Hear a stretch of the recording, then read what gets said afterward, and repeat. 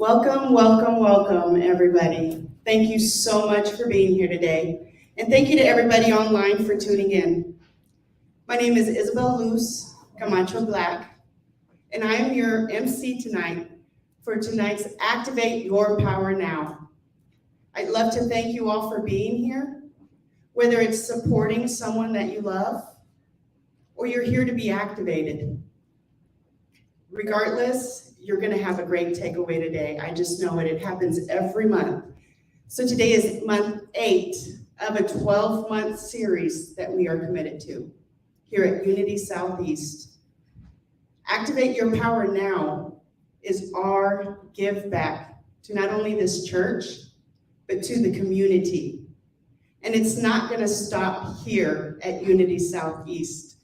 So I'm really proud to say that we're growing and we're coming to a community near you. So stay tuned. Today, we're speaking on courage under fire. There's been a time in your life where you've had to be courageous. I know I've had plenty of times where I've had to be courageous.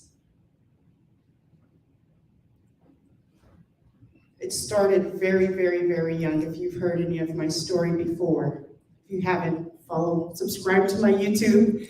They're all there. But it started very early for me with the trauma.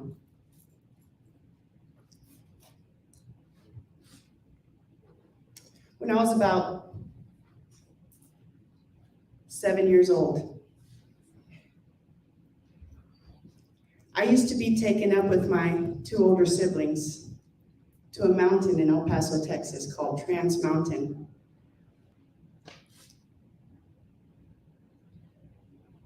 And back in that day, back then, now they have barriers on the mountain to keep it safe.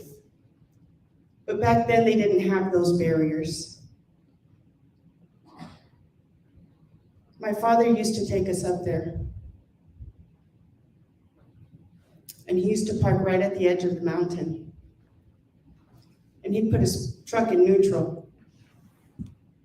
And he would start revving the gas and asking us if we were ready to die.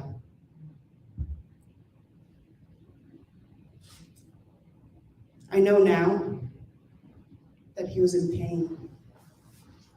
He was suffering and he didn't know what to do.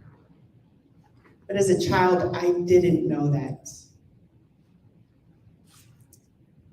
He gave us a choice when he would take us up there. We had the choice to get out of the truck and be a coward, or stay in the truck and be down. Be courageous. I got out of the truck every time. I just couldn't understand how this made sense.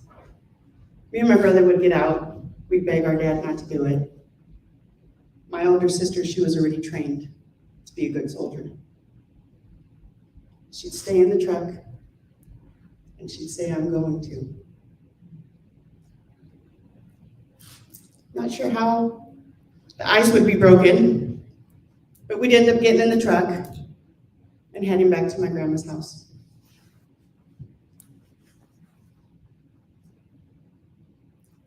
As I've spoken before, by 3rd grade, I chose to move out of my father's house and move into my aunt's house.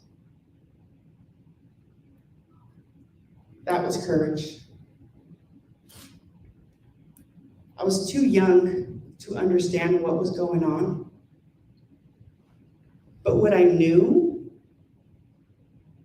I didn't belong there. I didn't belong in that situation. I knew there was something better for me. But to have courage means you must have a voice, okay? Because you can sit quiet when you know something doesn't feel right, or you can take a chance and you can speak up. And that's what I chose to do. I won't get too much into that story right now. You'll hear more as we go along. But what I'd like to tell all of you today, if you get one takeaway today, I need you to understand that your voice is your power. You hear me talk about that nudge that you get within the Spirit Creator? He's speaking to us, but it's up to us to listen. I'd like to invite our first speaker up. Her name is Jay Davis. She's a doula, a Reiki master, a CPR instructor, but what she prides most is being a mother. And she'd like to help you today to release anything in your life that is no longer serving you any purpose. So please help me to welcome Ms. Jay Davis to the stage. Thank you.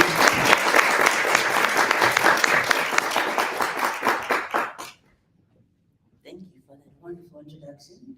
Good evening, everybody. Good evening. Y'all can do better than that. Come on. Good evening. Good evening. Okay. So I know we've had a long day. So the first thing we're going to do is we're going to breathe. So I'm going to have you close your eyes. Take a deep breath in through the nose. Blow out through the mouth. We're going to take one more inhale and exhale. Now this last inhale it in, and you're going to blow it out with everything you have right now. Blow out the day, blow out work, blow out the kids, blow it all out. All right, everybody good? Hey. All right. Feel better? That's good. All right, so as you heard, I'm a doula, and I'm a life coach, and I'm all those lovely titles she mentioned. But tonight we're going to talk about courage under fire. That's our topic for this month. But I'm going to subtract fire and insert pressure. So courage under pressure is what we're going to talk about. And the title of my talk this evening with you is My Address Changed. Everybody say it with me. My address changed. My address changed. Say it again. Say it like you mean it. My address changed. My address changed. Okay. So what that means, courage under pressure. Has there ever been a time in your life where you're out somewhere and you're having fun and somebody from the past show up and they go, "Hey girl, I remember when we used to?" And he was like, "Oh, I don't live that life no more. I don't do that anymore. But remember back in the day when we..." And has that ever happened in a crowd of people that you didn't want them to know what you did back in the day? So courage under fire, courage under pressure involves standing your ground and saying, "Yeah, I may have been that cheater once, but my address changed. Yes. I may have been that liar once, but my address changed. I may have been down there in the clubs doing that stuff, if that's what, but my address changed." Now I'm gonna tell you a little story about myself. I wasn't always courageous enough to say my address changed. So when people would be like, "Hey, remember back when we used to?" I would be the one to be like, "Yeah, we're gonna take these 2 shots at the..." Sure, although I don't do that no more, but I'm gonna do it just this one last time so I could feel normal. So I succumb to pressure. Or I would just hide. See, there were years that I would not have gotten up on stage because there was too many people who knew about my past. And my past was not a very pretty one. My past involved being in the streets. My past involved prostitution. My past involved so many other things that we don't have to mention today. So when they came to me, I go, "Okay, let's just stop talking. I'll do whatever you want to." But then one day I had to stand and say, "You know what? My address changed. If you come looking for me, you're not gonna find me over there because my address changed. So I want to encourage you tonight to say, hey, my address changed. Yes, we used to do all those crazy, irresponsible things, but my address changed. You won't find me there no more. No, I don't do those things anymore. And the reason why I subtract fire and put pressure, because what happens over time when you add time and pressure? What happens to a coal? It becomes a diamond. So sometimes it might not be very comfortable to be in that moment of peer pressure to say, my address changed, but that's pressure. That's pressure. What happens to a caterpillar when it goes into the cocoon? It has to change, right? And change sometimes is not easy. It can be painful. Imagine a caterpillar having to be inside of that cocoon and its insides have to come to the outside, because that's how caterpillars get their wings. They have to go through that pressure in order to become what they believe is beautiful. But what no one ever tells anyone is that that caterpillar has to make a choice to change. Not all caterpillars become butterflies. So the next time somebody comes to you and say, hey, remember back when my address changed. I'm no longer a caterpillar. I decided, I made a choice to become that butterfly. I made a choice to go under that pressure to become a diamond. I made that choice, and it was mine. So I get to say, my address changed. Yes. Thank you.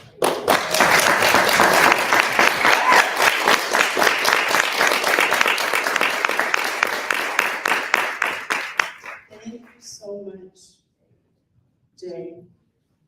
I like that. My address changed, because my address sure did change. It's changed quite a few times because I'm like a caterpillar.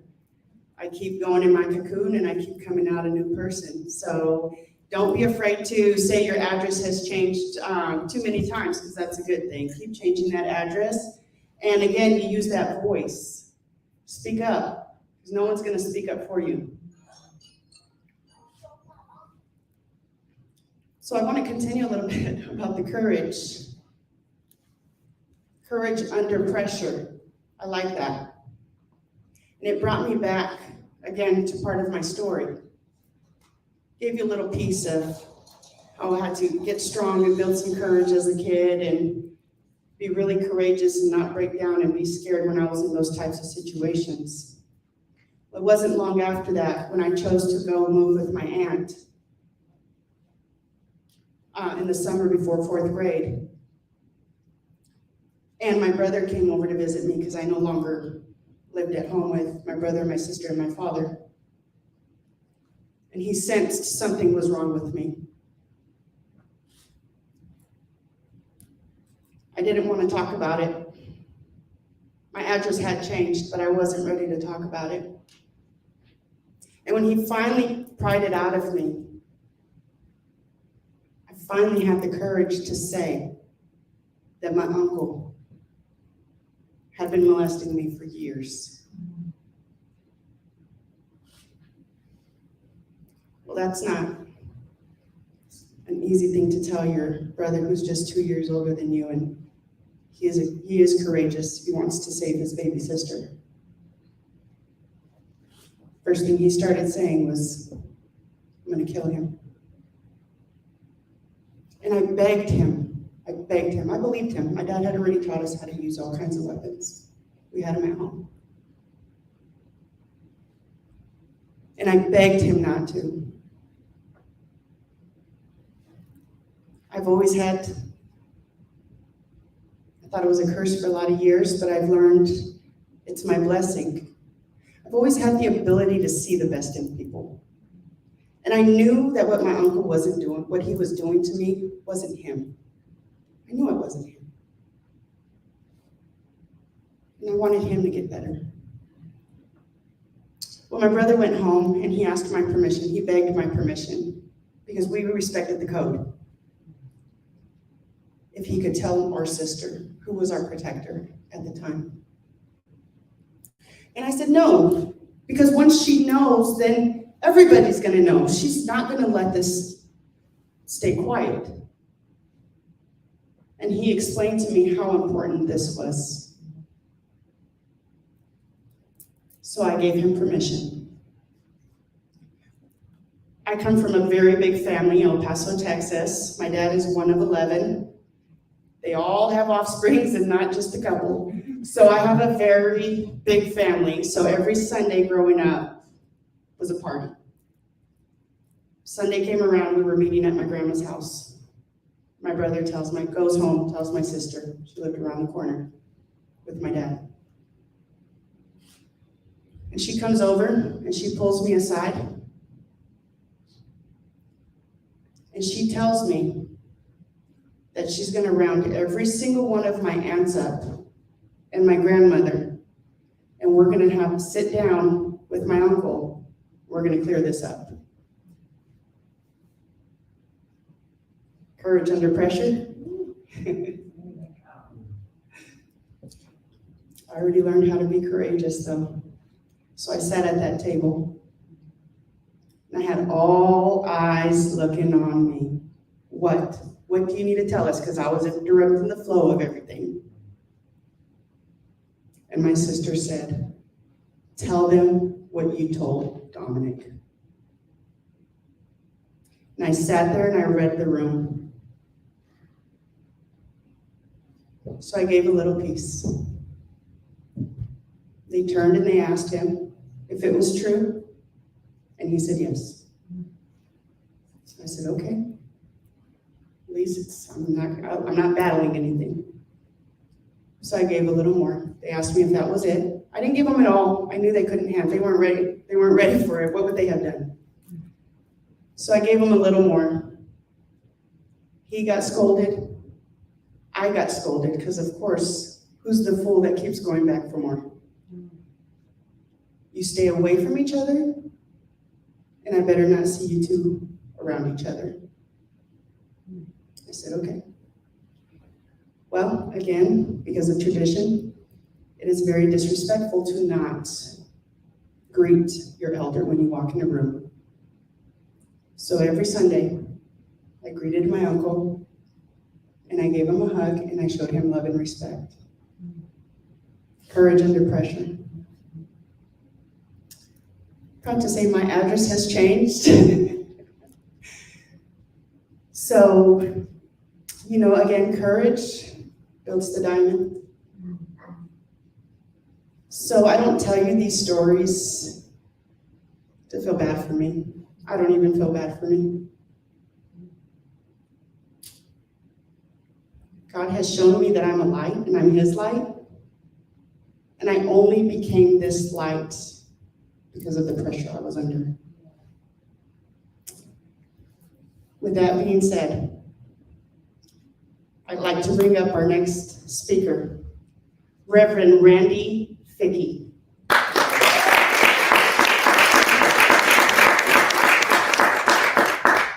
I love that. My address has changed. And as you were saying that, I realized that my address has changed so many times as well. But I find that there is one thing that I can always count on, and that is the ability to go home. Mm-hmm. And home for me is returning to that original address, that absolute truth that is me. And so you've set the tone, and you went from courage under fire to courage under pressure. So I'd like to also set the tone and go from courage under fire to courage over fire. Because here's the thing that I know that in our lives, I know that in our surroundings, I know in our dealings with people day in and day out, with our dealings of situations day in and day out, we have a choice. And see, these situations, these thoughts, these actions, these ideas, those are the fires in our lives. And what I know is this, that there are times that when I don't have courage under fire, I raise myself higher. I raise my vibration, I raise my truth, I raise my understanding, I raise my knowing, and I rise above whatever it is that seems to be burning in and around me. So today I want to encourage you to choose courage over fire when you can't choose courage under fire. When I think of the word courage, it always comes to me that there is the serenity prayer. Have you guys heard of the serenity prayer before? If you haven't, I'm going to teach it to you, and we're going to say it together. God, give me the serenity to accept the things I cannot change. The courage to change the things I can, and the wisdom to know the difference.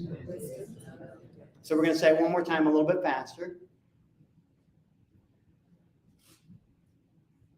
God, help me to accept the things I cannot change. The courage to change the things I can. And the wisdom to know the difference. See, I love that last line, and the wisdom to know the difference. When I listened to Isabel's story, there was some wisdom, even as a child, of what she was willing to change, and what she knew in that moment was hers and not anyone else's, because they weren't ready. How many people in your lives right now, do you have people around you that are just not ready? People who are just holding you back. People who are saying, girl, you can't go there. And oftentimes they're saying, girl, you can't go there, because they're scared that when you go, you won't come back. Because oftentimes that is the key to having courage over fire. It is moving yourself from a situation that has just gotten too damn hot, and you need to breathe. See, oftentimes we remove ourselves from situations that are just too hot just to be drawn back in. And why do we do that? Courage over fire. Give me the ability to accept the things I cannot change. There are people in my lives that I just can't change. And I think to myself, how can they not understand? And then I realize, just like a radio station, I am speaking in a frequency that they haven't tuned into yet. And so I have a choice. I can become distorted so they can hear muffles and screams, or I can stay clear and hope that someday they will find my frequency. You see, the courage is knowing that my message, my truth, my knowing is mine. And their message and their truth and their knowing is theirs. And what happens when you have two radio stations competing with each other? Can you get anything heard? Everything gets shaky, everything gets muffled, you got people talking over each other. And what I find is, oftentimes, I am trying to get someone to understand something that they just aren't ready to understand, and then I get frustrated about it. And then I decide, you know what, I better just change to their frequency. And what does that do? Absolutely frickin' nothing. Yeah, I just said frickin', and I'm a reverend. I was going to say the other word, but I'm a reverend. But honestly, think about having courage over fire, having courage over abuse, having courage over frustration, having courage over anger, having courage over error thinking. See, for me, it took me a long time to understand, and it may not resonate for all of you, but I'm going to act like this is Golden Corral, and I've got so many things that you can taste tonight, but you decide what you want to put on your plate, and more importantly, you decide what you want to ingest.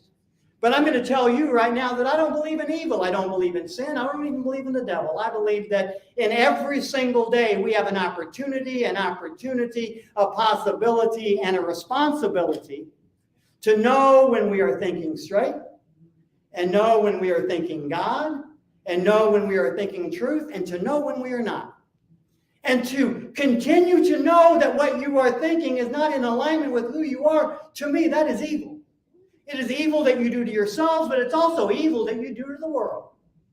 For you to stand in a moment and know that what you're doing is wrong, and to continue to do it despite how you feel inside, that is sin. And then to not take responsibility for it makes you the devil. Now, there's one thing that I know, and that is that nothing real can be threatened. I say this every time I speak. And nothing unreal exists. So if I got done telling you just a few minutes ago I don't believe in sin, then you can't sin. If I don't believe in evil, then you can't be evil. And if I don't believe in the devil, then how can I make you the devil? It's because even in my moment of knowing, I am still in this human flesh. And there are days that I want to blame you for something I should have taken care of. There are days I want to blame the world for the turmoil that's going on inside. And to me, that is conflict, that is chaos, that is stupidity, that is nonsense. Because if I take responsibility for me, now here's where we're going to get a little bit crazy.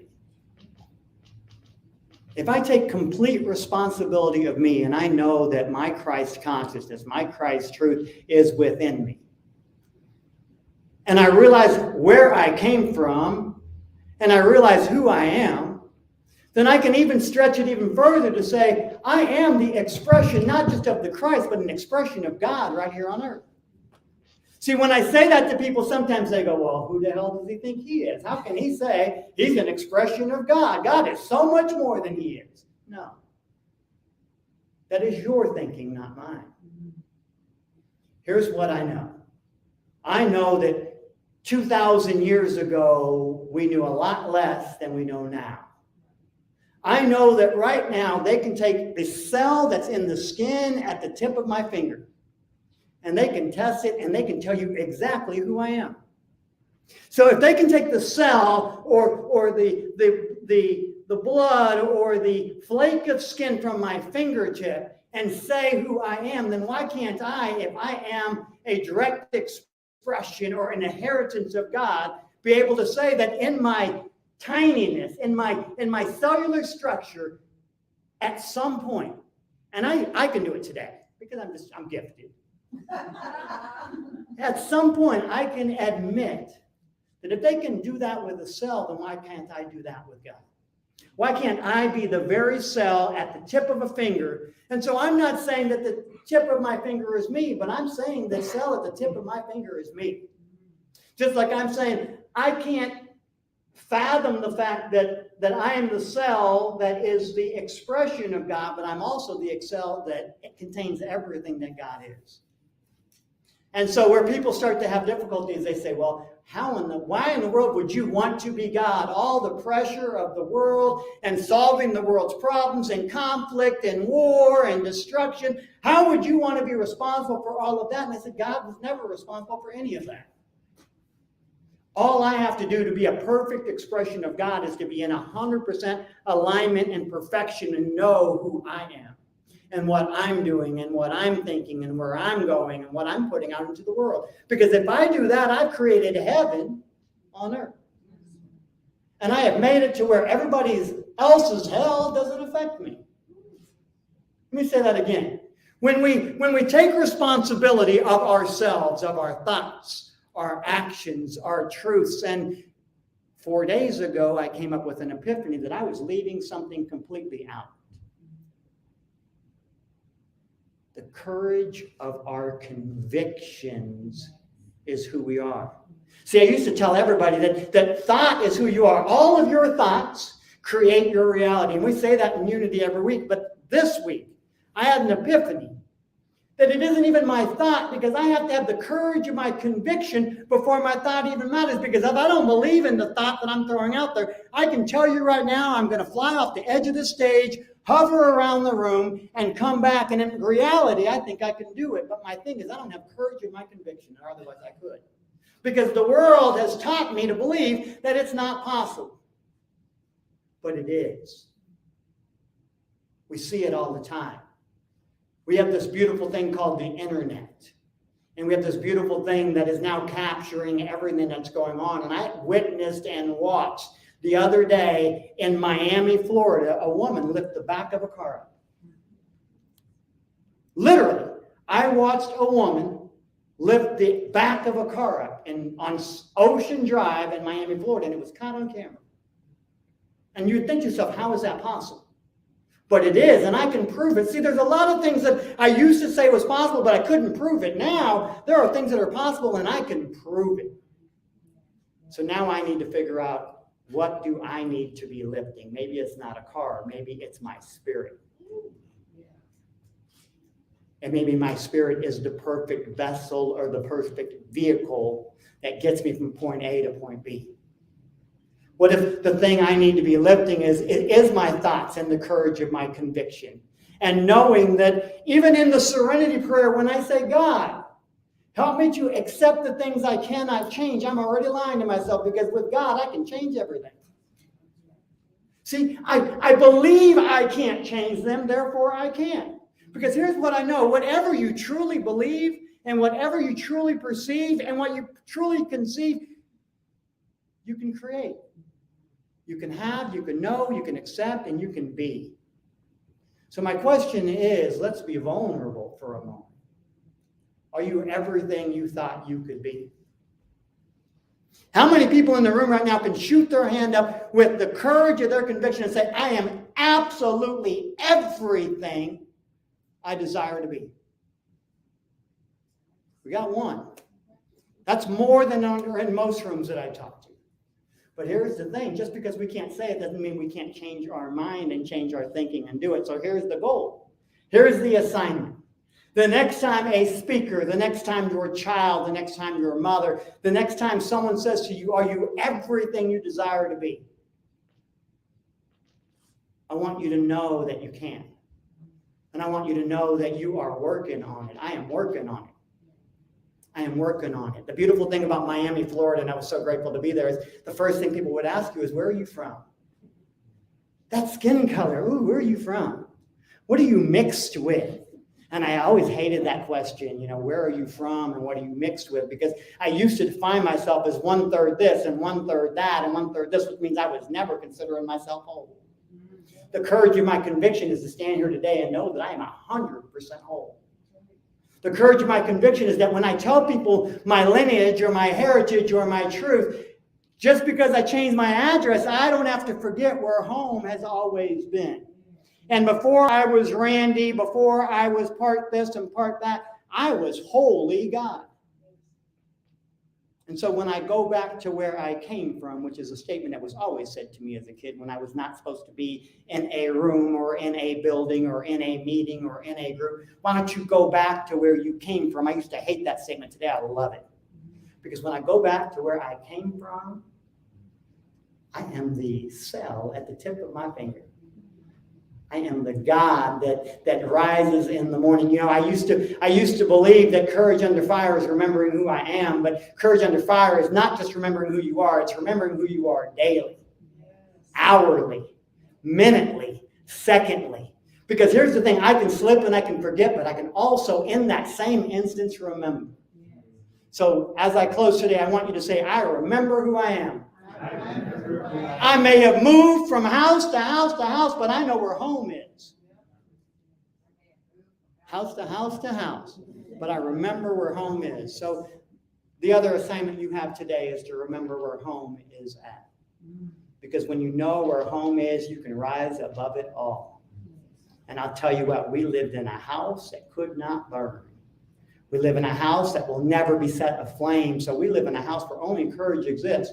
And it'll never be under fire, over fire, around fire, across from fire, near fire, because fire is what we create in our mind to keep ourselves busy. Home is what we'll always be and what we'll always have and where we can always return to. Namaste.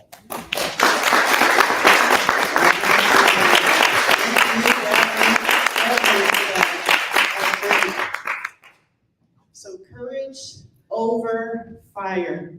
I like that. And thank you for the reminder on the serenity prayer, because I feel like that's something we all know, but why do we all forget? I know I forget. I Isabel, or Izzy, the intentional healer, I practice intentional living, the pausing, the breathing, the understanding who I am, where I'm at and why, and know that it's all working in my favor. And so thank you for that reminder. It was refreshing. And it brought me to the word wisdom, which was my word for 2022, actually. And what God has revealed to me this year with that word is that wisdom has nothing to do with age, tenure, or how many experiences you have gone through. Kudos for you. what you do with all those things, with your experiences. Because we all go through them. But some of us succumb to them. We don't rise up courageously. And that's what Activate Your Power Now is for, to help activate everybody into that truth. I'm going to tell another piece of my story. So what I told you covered about 3rd grade, going into 4th grade, changed my address, moved clear across town to Northeast El Paso, my aunt and my uncle, went to a new school once again. This time, it was a new beginning. I was pretty excited. 4th grade, I was ready for this new experience. I was grateful right away when the school year started that I had just come out of what I come out of. Otherwise, I would have never figured out what was going on in class. So we start 4th grade with our teacher, Mr. Knighton. He likes all the girls, especially the pretty ones. So he invites us, a group of us, to stay in from recess and make Rice Krispie treats because we're really cute and really smart. He starts taking girls out on the weekend because their reading is really good and picks them up, takes them out for breakfast, and they spend the day together having fun. I was invited. Do you think I went? I knew that feeling. I knew what that feeling was that I was feeling within. Again, I was too young to understand life, what was happening in front of me. But I could understand the feelings within me. I knew when something didn't feel right, and I knew when I felt safe and comfortable. I did not feel safe and comfortable, and I did not feel safe and comfortable for any of my friends to be with this teacher. So little Miss Problematic, Isabel Black, Camacho back then, I used my voice. And I told anybody who would listen, something is going on. He's taking pictures of us, not the boys. He's sitting us in a private reading corner, especially the girls with dresses. He'll pose them. Why weren't they listening to me? I had too many issues. I already had too much baggage at that time. Some of my friends got pulled out of that class. I was asked if I wanted to, and I said no. I knew he wasn't going to mess with me because he knew I had a voice. I had to stay there and make sure everyone else was okay. I caused enough ruckus that he left that school. He went and started teaching in New Mexico, and thank goodness he didn't finish the school year. Someone reported him there, and I was happy to hear that. Again, courage under fire. We've all been through it. I know I'm not telling any of you anything that just because the narrative might be a little bit different, you've gone through something. It's required courage. It's required you to stand up and use your voice. Or maybe you have a regret where you wish you would have spoken up. It's not too late. Stand in your truth. Speaking of standing in your truth, our next speaker is Tokyo. When I first met Tokyo in a speaker's class, I really resonated with him because he was the first person in the class to say the word anger. When I hear that word, my senses heighten. I've lived through people's anger, and I've developed anger issues myself. But it's my little secret. Not anymore. So when I heard Tokyo speaking of anger, emotions, I knew I had to link up with this guy. And I'm really proud to say that he's one of the members, the core members for Activate Your Power Now. And I'm really proud to introduce him to come on the stage and share with you what Courage Under Fire means for him.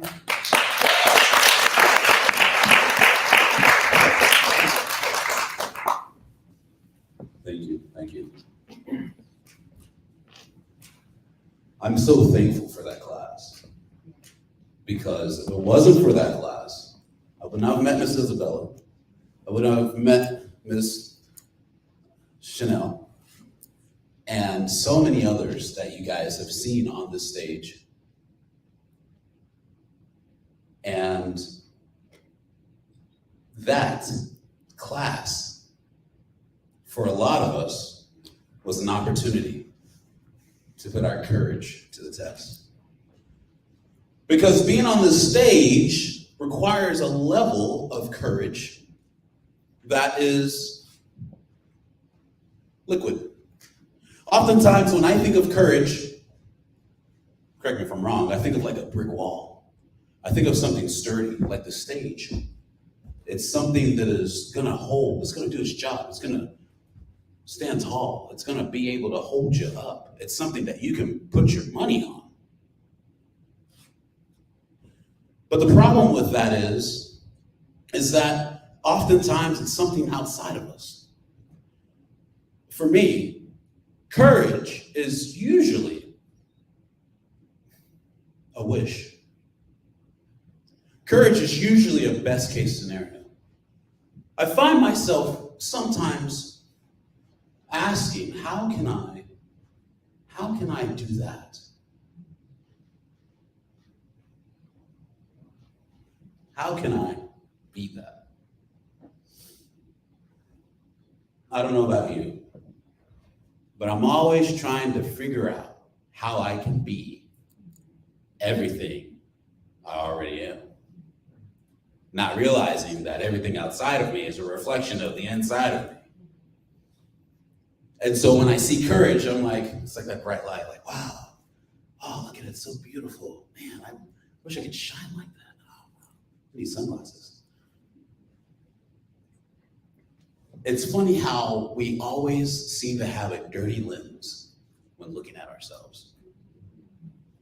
And so when your lenses are dirty, for anybody who wears glasses, you can't truly see the details of what you're trying to look at. And when you can't see the details, you miss things. I was looking at that light, and right now I can't make out your faces. You miss things. And so, isn't that funny how we can't focus on the things that we need to focus on? Isn't it funny how actions we take that we're not aware of have consequences that rob us of the opportunity to see the truth that has been in front of us this whole time? Again, it's like following me. I can't focus now. I didn't plan that. But how beautiful is that? Because God, if we operate in a capacity where we can't see where we're going, but we're moving forward anyways, ain't that courage? If I fall off the stage, you know why. So when it comes to courage, I love the pressure. That was awesome. I'm going to take it a different level. Courage under fire. The first thing that came to my mind was gold and the process of purifying gold, which does go under fire. And if you ever have the time and the boredom to watch the videos or Discovery Channel, you'll find that the impurities raise to the top. They start to separate due to the fire, the heat. And so courage, when you apply it to yourself, there is a fire that burns up inside of you. I'm gonna give you an example. It's very embarrassing. I can't believe I'm gonna say this. During my process of tapping into my masculinity, I challenged myself for a week. Every attractive female I saw, I had to go ask her for her number. No context, just walk up, hey, oh my gosh, can I have your number? It was the scariest thing I've done in my life. I will never do it again. Like, there's gotta be context first off. You can't just ask for a number, but I did that. And the fear, the shakiness, I'm a guy that drives cars over 100 miles an hour. I pull the e-brake at a wall and try to get the car's bumper as close as possible. That's called drifting. I do that stuff. Stunt car driving. I put my life at risk all the time. I'll go walk in the city at 2 o'clock in the morning. But walking up to a female who's not gonna hurt me, half my size, and saying, "Can I get your number?" is the scariest thing in the world. But I forced myself to do it, to practice my courage and to experience what is it like to move forward despite this feeling. And what is that fear? My hands are shaking. I feel like I'm going to die. I know I'm not. False evidence appearing real. I was looking up the definition of courage, and it's the ability to take action despite pain or agony or suffering. Pure courage. So again, when we apply courage to ourselves, that fire, that shakiness that we get is the purification process of our doubts. Trying to get it out so that we can do what we need to do. And maybe it's not as silly as approaching a female. Maybe it's the fact that your house is on fire and your pets are still inside. Maybe it's the fact that there's a discrepancy at your job. You know the truth, and it's going to your manager in faith, knowing that somebody's going to get in trouble and it could have social repercussions because some people value their social equity over truth. That's a whole nother story. Woo! It's a whole nother story. But no, screw that. Let's go there. Social equity, the courage to speak truth. Despite the fact that we're moving into a world with an agenda to make everything accepting, despite the fact your gut says that's not okay with me. I believe in a culture where if I do something wrong up here, Brenda's gonna beat my butt. She's not my parent, but she's my parent. She's got a spoon, a ladle. That's what we call it back in my day. So, like I said back in my day. So, when social media forces us to do the one thing that goes against our very nature as humans, which is a consolidation of understanding, belief, and socialization, I'll say, to assimilate, to say that, oh, he's wearing a blue tie. So you don't have on a blue tie, sir. I'm scared of you. I don't understand. I'm gonna cancel you. Pink ties aren't allowed, sir. What? Versus, oh wow, where I'm from, they don't normally have pink ties. What made you choose that color? The ability to have the courage to ask the question to gain understanding of something I do not know. The ability to rise over my fear that that's different. He's different. I don't understand his culture. Let me try and gain understanding. Because I fear what I don't know. But if I know it, I don't have to fear. And isn't that what a true community is? Multiple people. That's why I liked Lost. Lost was a bunch of people that had different backgrounds that came together as a community. Jericho, another example. So, and in each one of those examples, I'm just going to throw that out there because we're on the subject. Courage was required. Because even in the midst of people whom you don't know, to say, hey, I'm willing to help you requires courage. Let's do a show of hands. How many of you have pulled over on the side of the road when you saw somebody that's on the side of the road? Doesn't that take courage? Because you don't know what you're stepping into. But the willingness to go out of your way to check on a fellow human requires courage. So now that I've explained how courage was outside of me and how I couldn't realize that courage was in me all the whole entire time, I'd like to say how I find courage is one of the few characteristics that I absolutely train on a regular basis out of its beauty for connection.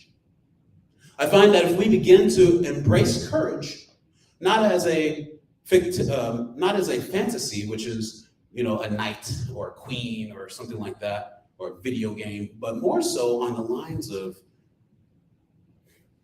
wow, I went to a country concert today. I had the courage to go and listen to something that I don't normally listen to. Wow, I had the courage to go and, my step-parents are annoying, and I went and supported them at their bakery, right? Or I went and had the courage and volunteered at a nursing home.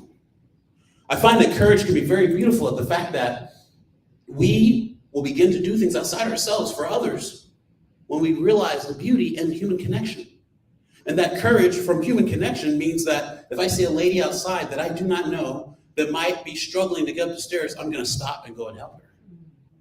Courage allows us to step outside ourselves to do things for others, despite the fact that our default, my default is to be still, stay comfortable, because that's scary. We don't know how that's going to turn out. Maybe she's testing the stairs. She's not really struggling, right? Or maybe I try to help her out. Oh, sexual harassment. This is the world we live in, by the way. But courage allows me to step past that fear, because I know that my purity of truth that Reverend Randy talked about will shine beyond an assumptive narrative. So with that being said, folks, courage, do you embody it? If you do, how can you use it differently? Salt and pepper are the most common things you'll find in your kitchen. What's a seasoning that you don't cook with often? How can you use it differently? To magnify a dish, to bring out a different flavor, to give it a different texture, a different tone. Courage is the same thing. It's a season that we don't usually use. Why? Because there's discrepancies. There are social ramifications. But at the end of the day, if you can put your head on that pillow and sleep peacefully because you know you did your best, I don't care what anybody says. Me and my courage are getting some good night's sleep. Thank you.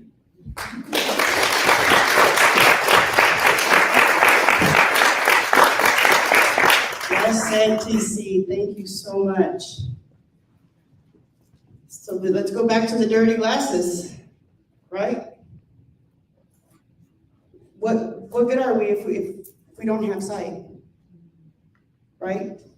For people who don't have sights, they gain their other senses heightened. But the sight is very important. We have it, we need to use it. We need to pay attention to what's going on around us, what's going on in our communities, what's going on in our families. We take that for granted. Those dirty glasses. I'm not going to share a story this time. We're starting to run short on time, but it made me think. For anybody who feels that they don't see a clear path ahead of them, all it requires is a pause for you to breathe, sit still, and ask for clarity. It's okay. Everything you need is within. Sit quiet. Go out in nature. And when you get the nudge, listen to it. See what happens. That's what I started doing. I started following the nudge, and I learned that I was actually just walking in the footsteps of Christ, because I had to, Reverend, believe that Christ is within me, which makes me a very powerful being. Next, I'm going to introduce Brenda Ring Wood, the Professor of Change, host of the Becoming the Best You talk show. And she has a movement called Becoming the Best You, where she's traveling around the United States, helping lots of people become a better version of themselves. And I can say there's numerous people in this room who have gone to her conferences and have become better people. We've all grown in one way or another since we have met you, Bryn, and we're very grateful for that. So come up here and share with us what Courage Under Fire means for you. How is everybody? Well, first off, I had to have the courage to wear orange shoes on stage because somebody said the dress code was orange. And in case you guys haven't noticed, I'm a white girl wearing orange shoes. That takes courage. It takes courage because it's outside of my comfort zone. Yes, my name is Brenda Ringwood. I go by Bren, and I am the Professor of Change. I like to teach people that they can change, that they have a value, they have a purpose, they have a worth, and they need to own it. How many of you guys own your actions? Because until you own your actions, you cannot change. I had to own my actions. I had to own my mistakes. But most importantly, I had to own my choices. How many guys make good choices? Every day. We try to. But sometimes we think that a good choice is also the right choice. But is it? So do you know that courage, the definition of courage means to overcome, to have the ability to conquer your fear. What scares you? There was a time that I scared myself. Then I got to thinking, man, you got it made. Look at the timeline that you're living in right now. And I started thinking, man, if I'd have been born in the 1800s as a female, no rights, no education, no value. So I started thinking, man, who in the 1800s had courage? We always hear the big names. Has anybody ever heard of Nellie Bly? She is the person behind investigative journalism. And she was a female in the late 1800s. Nobody took her seriously. In fact, she was higher educated than her brothers and she couldn't get a job because she was female. She was an awesome writer. She had talent, but nobody could see it because she was a girl. She said, I'm more than my sex. I am more than who they see me to be. So she finally gets to an editor in New York City and he says, I kind of see some talent in you. I'm going to give you a challenge, and if you can pass that challenge, quickly, I'm going to give you a job. Well, that's a huge thing for a female in the 1800s to be a reporter for a New York City paper. You got to get into the insane asylum, and you're going to go in there undercover. Can you imagine? Can you imagine? Now, do you guys understand what happened to females in insane asylums in the 1800s? If you cried too much, they thought you had hysteria, and they would put you away. If you couldn't speak English or communicate well, you got put in the asylum because you had hysteria. So she said, challenge accepted. She goes home, she changes her clothes, she puts on something old, something stained, and she walks into the homeless shelter.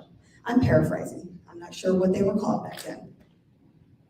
The people there say this lady needs some help because she feigned madness. She pretended to be mad. That got her the appointment with the doctor that got her admitted into the insane asylum. While she was there, she found out that people were treated very poorly. They weren't fed properly. They were cold. It's cold in New York in the winter. Very thin blankets. They weren't given the proper clothing. They weren't given the proper medical care. She knew she was getting out. These people were not. The only reason why she was getting out is because somebody outside was coming to her rescue, and she knew this. So then she started to just be herself. She could stop acting mad. The nurses were mistreating people. They were choking them, they were hitting them, they were drugging them so they would sleep at night, putting them away. The more that she pretended to act mad, the more that she fit in, and the more that she became sane and pretended that she now got better, they wanted to keep her, because now they thought, well, she really is insane. Look at the personality disorder. She got out. She was able to give that institution $1 million because of her journalism. $1 million is a lot of money today. Can you imagine what that was in the 1800s? She was able to get them the funding that they needed. She got the doctors and nurses kicked out of there and brought in the people who could help those women. In the 1800s, that is courage. The reason why I bring up that story, we all have that story. We all have it. How many of you guys have stood up for that person that's being bullied? How many of you guys have taken someone's side that you knew was the right way to go? How many of you have made the choice to be better? How many of you made the choice to own your responsibility, like Randy said? Own the responsibility of your actions. Own the responsibility of your choices. How many of you guys get embarrassed sometimes when you do that? Because it means you have to admit, hey, I was wrong. Hey, I used to be that person. My address has changed. That was my past. I don't live there anymore. But see, there's one other thing that you have to understand with courage. It's a mindset. It is a mindset. It is a conscious decision to choose the right thing. A lot of us think courage, I went out and fought in a war. My dad fought in Vietnam. That was probably pretty courageous. You want to talk about under fire, literally. But he was thrown into a situation that he had to survive in. He didn't have a choice. So what is it better when you have the choice to make the change, when you have the choice to do better, when you have the change in your heart to become the friend, to become the mother that you should be, to become the daughter that you should be? How many of you guys make that choice? That's why I like to talk about change. Change is a choice. And each of you have it within you to become a better person. You have it within you to become the person that you want to be. But see, you cut yourself short because you don't see yourself as that person. Why do you not see yourself as that person? You know, a lot of you know my story and some of you don't, but I did 4 years in the federal pen. Federal prison for 4 years. It's the best thing that ever happened to me because I came face to face with myself. That's why I resonate with Nellie, because her first paragraph says, I got to know myself.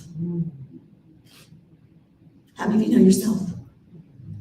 I had to take the courage to step up on the stage, knowing that there's probably somebody out in that audience that's going to stand up and say, you know what she did? I don't live there anymore. You don't live there anymore. And I'm not going back there anymore. But Randy is right. You do need to go home. And home is the foundation. Home is where you make it, and home is where you want to be. Don't ever let anybody tell you that you don't have a value, that your past can stop you, that your past is going to dictate your future. Because if you let it, it will.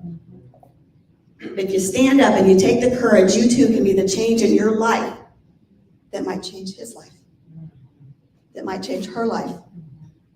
But I'm asking you, do you have the courage to change yourself? Come on, everybody stand up. I want you to raise that hand. I have a value. I have a value. I have a worth. I have a worth. And I'm going to make the choice to stand up and let my voice be heard. And I'm going to make the choice to stand up and let my voice be heard. You all have a voice. You can sit down. You all have a voice. You all have a purpose. We are uniquely designed. You don't have to accept what others' opinions are of you. You have to accept yourself, take responsibility for yourself, and make the actions to change. That's all I got, guys. Have a great evening.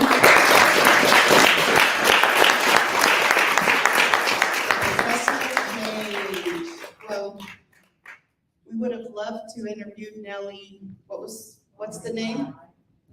Nellie Bly for Becoming the Best You Talk show, because I'm the co-host and we interview ordinary people doing extraordinary things, and what a story. What an inspiration. I wish I would have known that, because I feel like I'm a Nellie. I'm gonna make a shirt that says that.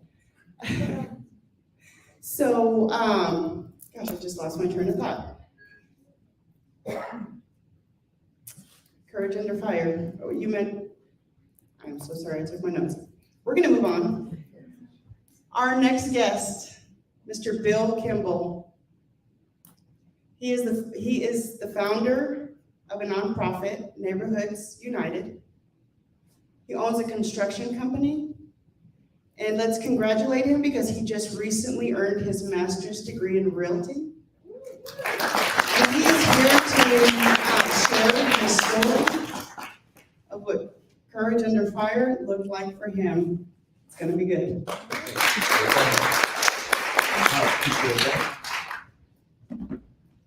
And let me be the first to say that it's been some great speakers here tonight thus far. So if everybody doesn't mind, let's give a hand for the And I'm gonna be somewhat honest. When the first speaker came up, she said, change the address. I said, oh, I don't want to go behind her. Then the next speaker, Miss Isabel came up. I said, ooh, that's an hard act to follow in. Then you got Reverend Randy. I said, wow, I got to go behind a pastor who knows how to talk. And then, Tokyo, that like a professional speaker. And then Miss Brand, who has a talk show. I said, well, I can't win for losing. But pardon me, because this is my first speech. So I'm gonna need the podium, and I'm still have little notes here, and still got my time clock so I don't go over. But You got the courage to do it. Honored and proud and humbled to be able to speak with everybody today. Miss Isabel reached out to me on social media, and I barely check for social media a lot of the times. I do real estate, and so many people ask a whole bunch of questions, and I tend not to even check it. For some reason that day, I checked it. Just checking. She wasn't on my friend list, so when you're not on somebody's friend list, you're on a whole nother little list that you got. And I don't even know what made me go on that. Tell me that's not divine intervention. And then when she was talking to me, she was saying, she wanted to meet me. She heard about my story and she wanted to meet me. So I said, well, the conversation intrigued me a little bit. I said, well, let me see what she's talking about.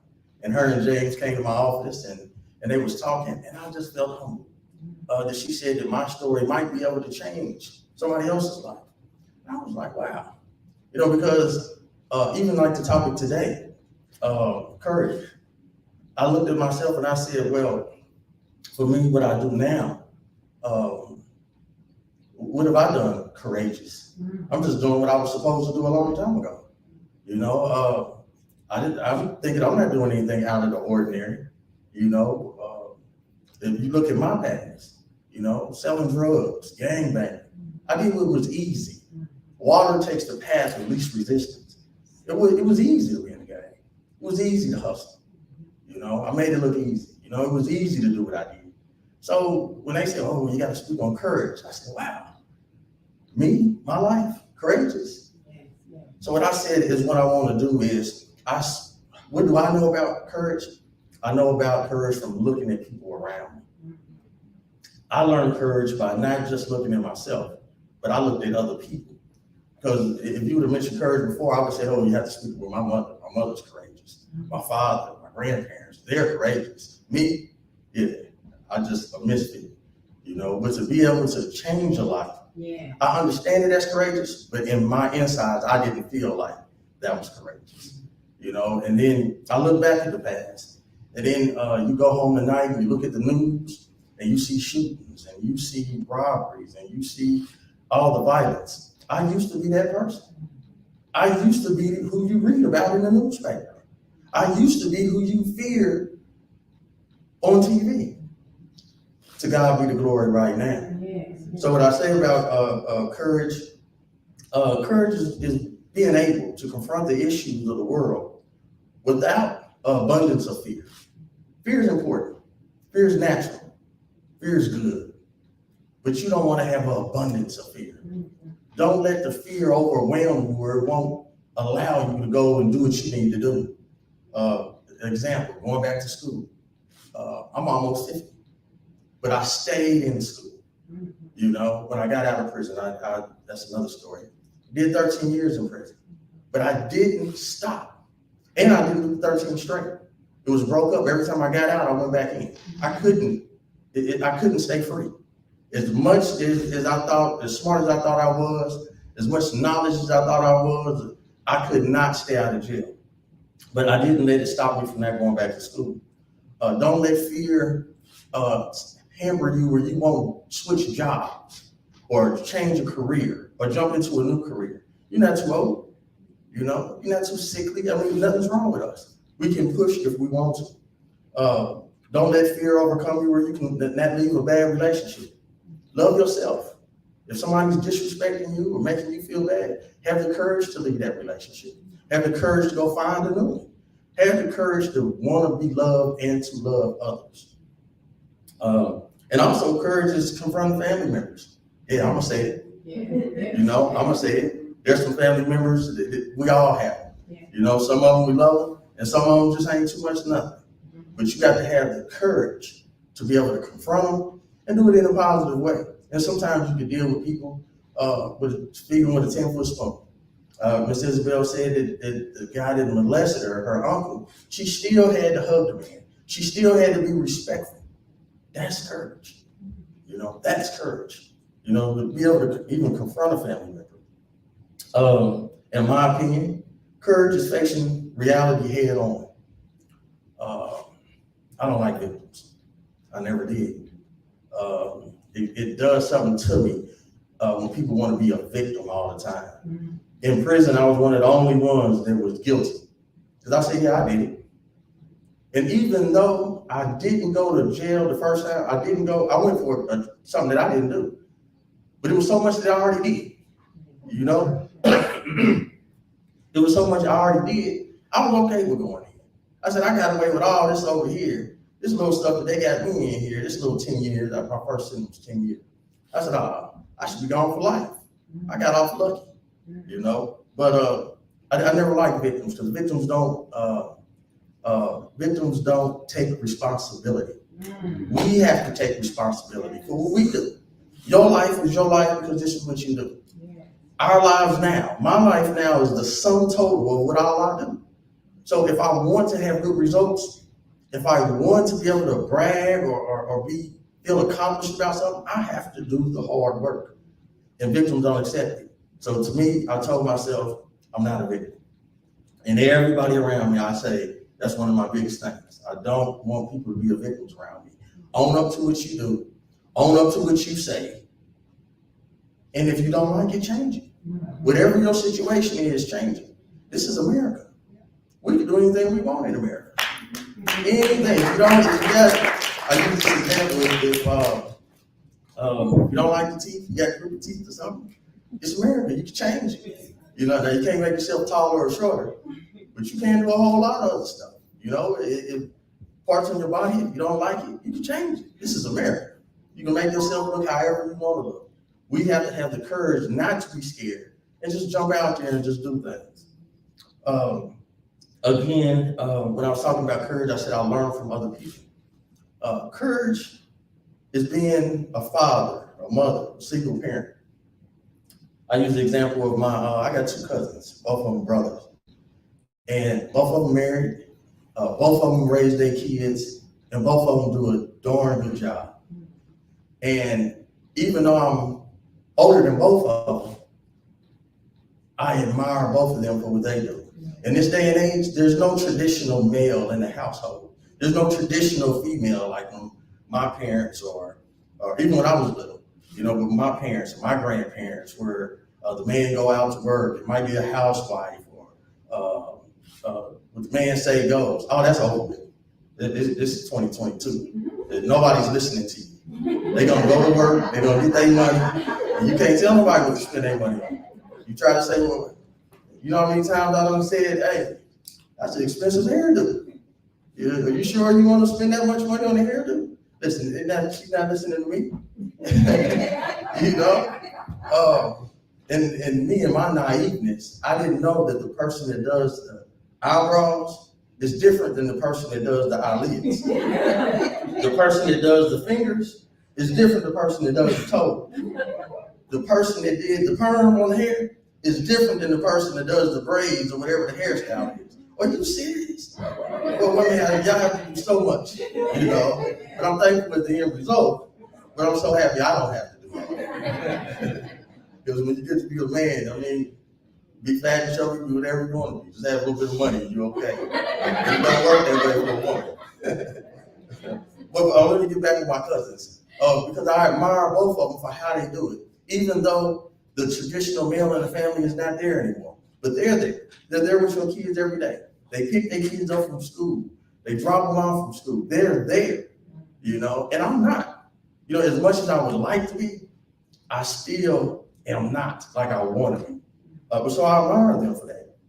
I have a friend that's near and dear to me. She has 2 children, and both of them have disabilities. That's courage, to get up every day and take care of a kid and two kids, make sure that they are in society, make sure that people don't look at them as an outcast. Our kids cry now, the kids can talk and say, what's wrong? They want this, they want that. When your kid has disabilities, you don't know what's wrong. See, that mother has to care from her heart. She has to hear a different cry. I can't hear the cry she hears. For her to get up in the morning, in the middle of the night, and the kid is hollering or something, she has to be way more in tune to that kid and that life of that kid than what I could ever understand. That's courage, you know? Single parent. I know someone else who I can't say if the husband was shot or did he just pass away, but to be a single parent and she has a child and she raised her child immaculate. And sometimes I tell her, I said, well, you're doing too much. You know, I try to give advice. I said, well, you're doing too much. You don't have to do all that. You're overcompensating. But that's courage, to be able to stand in there and do what you need to do and be a good parent. Courage is not being scared to learn something new. Change up what we do. If you don't like something, change it. You know, I give an example of somebody that was telling me that they was walking to school as a kid. They was walking their kid to school, and there was a dog that kept barking at them every time they get to the corner. I said, go another way. Go another way. You don't have to keep doing the same thing over and over. We have the ability to change. Whether it's a big thing or a little thing, we have the ability to change. Courage is having faith in God. In this day and age, that's hard to do. You know, it's hard to do. The Bible clearly says the road to destruction is wide. The road to righteousness is narrow. So it's easy to fall astray. It's easy to go the other way. It's easy to do that, but having faith in God, it's a hard thing to do. When Jesus was on earth, one of his disciples, now I know Reverend will be able to tell me exactly which one, but one of the disciples came to Jesus right before they got him. And they said, Master, nobody's gonna hurt you when I'm here. I'll fight for my very life for you. But we all got those fake friends. You know, that's what I call fake friends. Because Jesus just looked at him and said, before the cock crows, you would deny me 3 times. 3 times. And that's exactly what happens. Courage is being able to look fake friends in the face and still be able to maintain. Still be able to keep on pushing. Courage is just having the ability to change, to evolve, to adapt to new surroundings. My look that I had before, I had long hair, I had gold teeth in my mouth. It wasn't nothing bad. I just grew out of it. You see what I'm saying? I just grew out of it. It's not a part that I am ashamed of. That's just what I just grew out of. You know, so I wanted new surroundings. I wanted new adaptations. I wanted to be accepted in mainstream America. And I didn't want to just be looking at my old self. If I'm a new person, I need to look at a new person, you know. And my last thing I'm saying is courage is being able to say you're sorry. Courage is being able to admit when you made a mistake. Now that's hard for me sometimes. Anybody that knows me know it's hard for me sometimes. But it's power in being able to apologize. It's power to be able to say, I apologize to you for something I said to you or something I did to you or any way that I might have hurt you. You know, not being there for you when you might have needed me. Being a little selfish or looking internally when I should have been looking externally. So being able to say you're sorry, that's courageous. And that's all I got for today. And I thank y'all for allowing me to speak.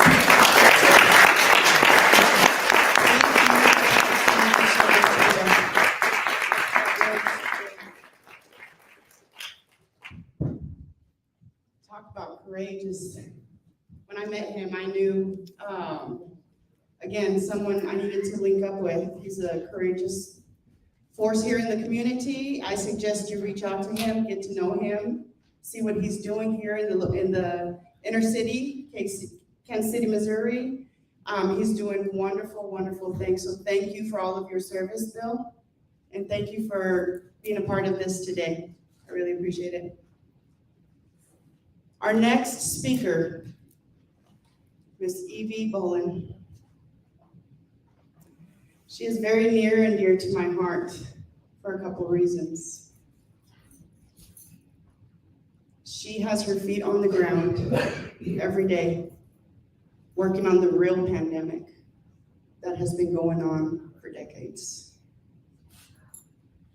She's a case manager at not only a drug treatment facility, but it's also for mental health. If some of you have followed along with my story, both of my sons have been battling methamphetamines for 8 years. And anybody who is putting in the works for that, I have a lot of love and respect for. And I thank you for that because my sons need you. Thank you. But I'd like to invite her up to share her story. If you've heard her before, this is her third time speaking on Activate Your Power Now, and she is just a powerhouse. So prepare yourself. This is gonna be great. Thank you.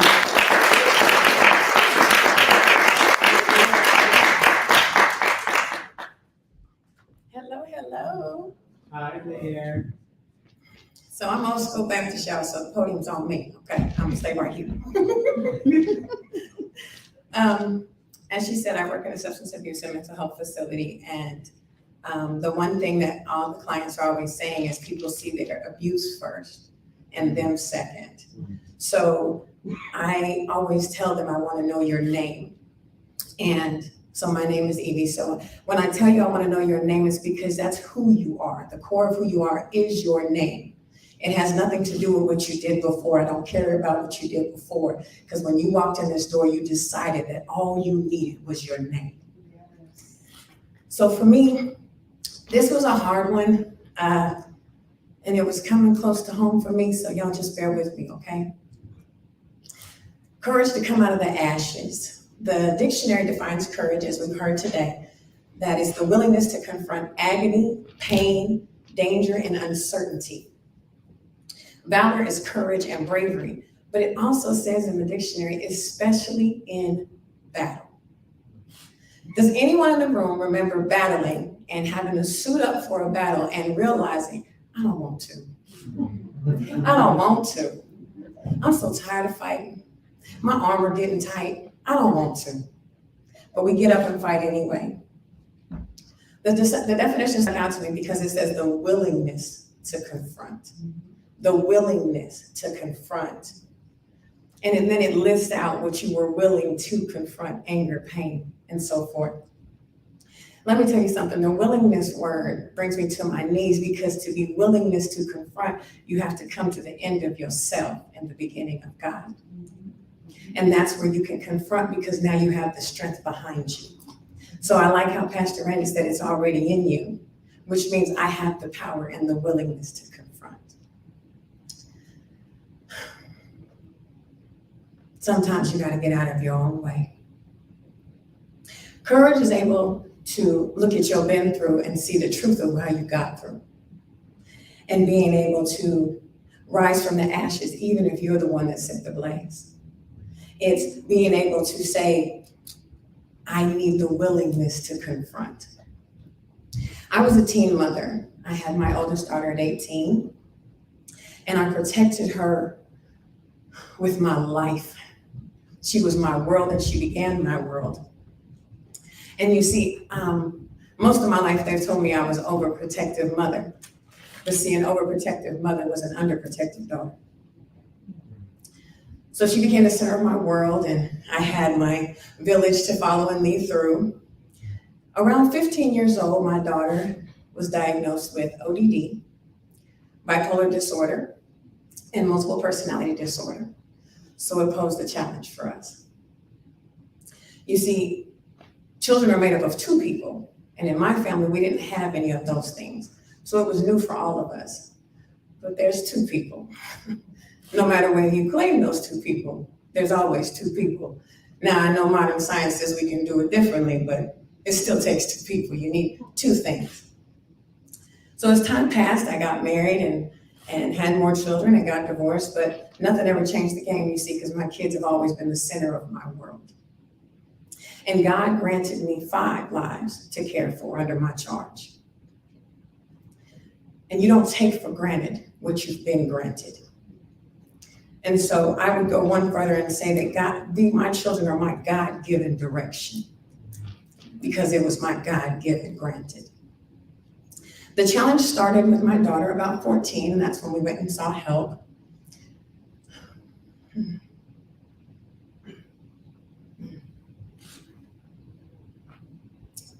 My daughter will be 26 on September 4th this year. And let me say this to the parents in the building and the village members: don't let them grown kids kill you. I want to hear y'all say that. Say it with me. Don't let those grown kids kill you. Right.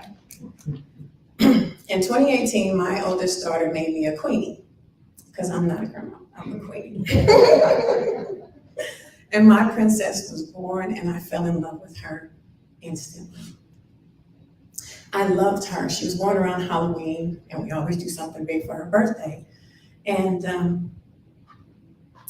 I was so excited about being a queenie and fall in love with this little girl, but then something in the back of my mind said, but who's gonna protect her?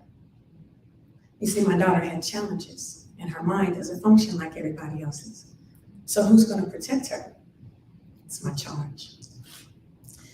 My daughter stopped taking her medicine at 18 when she left home and became voluntarily homeless. She wasn't really great with decision-making either. When my daughter showed up pregnant, she moved in with us, and my little princess was protected because she had her, and so she lived with us at the end of her pregnancy, and then she came home with us. And I had my little princess all the time.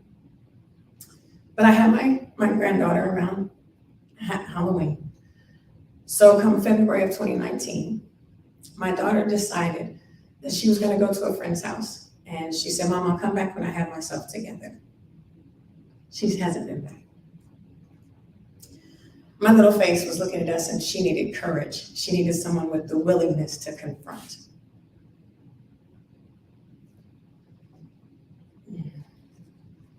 At that time, I had to have the courage to rise from the ashes. But I went into autopilot. My relationship suffered. My children suffered. Everything suffered because I was on autopilot. I just had to protect. That was my job. I had to protect. But I'm not 18 anymore. So it was a challenge, to say the least. My daughter showed back up again in 2020 with another little face on the way. March of 2021, I had to take that little face home with me too. So now I had 2 little faces looking at me for courage and the willingness to confront. I am now a registered and licensed foster parent in the state of Missouri.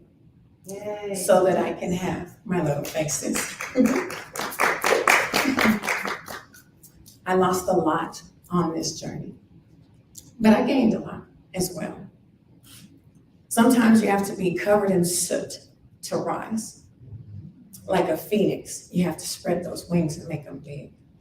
I rose again, time and time again. It's August of 2022 now, and it's been a long road, but the adoption of my oldest grandbaby will be final September 9th of next month. And the reunification for my youngest grandbaby with her father will be completed by the end of the year. So I'll only have one little face in my house. Now, where everything sounds really great for September 9th to come, and my oldest little face to be one of my little faces forever, September 9th poses a slight problem. You see, September 4th, my daughter will be 26 years old, their birth mother.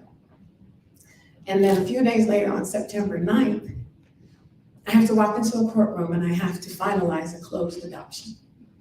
Closed adoption means that the birth mother has no contact.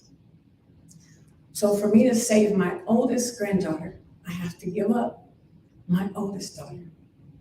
I have to give her back to God, as I have done for many years,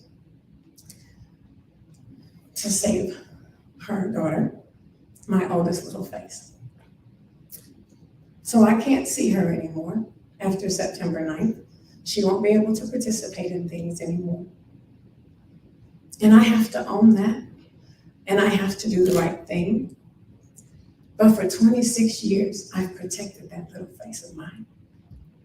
And now I have the responsibility of protecting the little face of hers. Courage is the willingness to get back up, to not give up. I am turning my daughter back to the same God that gave her to me. And I am taking care of her little face the same way I took care of her. I may have to walk away, but I'll never be gone. My face and my little faces will always have me. Now, my daughter, I love her with everything I am, but I have to choose. I have to have the courage to make the choice. And courage under fire, and courage under pressure, and courage.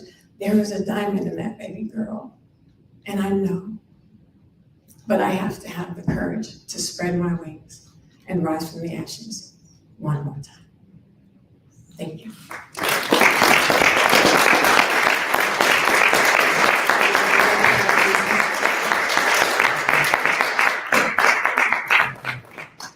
Very lucky to have you for her queen. And your daughter is very lucky to have you as her mother as well. I know the feeling. 2019, God told me my children were no longer my children. They were my brothers and sisters in Christ. They were all adults. And he said, it is your time to lead. It is no longer your time to teach. So shut up and get your feet on the ground. Here we are today. I want to thank everybody for coming here today. I appreciate all of the support with the movement. And I encourage you to keep coming back, bring people. Let us know if there's a community we can go to, we can help. Let us know if there's someone, we have coaches that come on our platform. Most of our speakers are coaches. I'm not, but I'm happily will get you introduced to a slew of coaches with many different niches. So you pick a niche and I'll find the coach. We got it all. But I really hope that everybody was able to take something away today, and we can be courageous and stand up for what we know to be true. Follow your own guidance from within, and you're going to be okay. Thank you. Have a good night.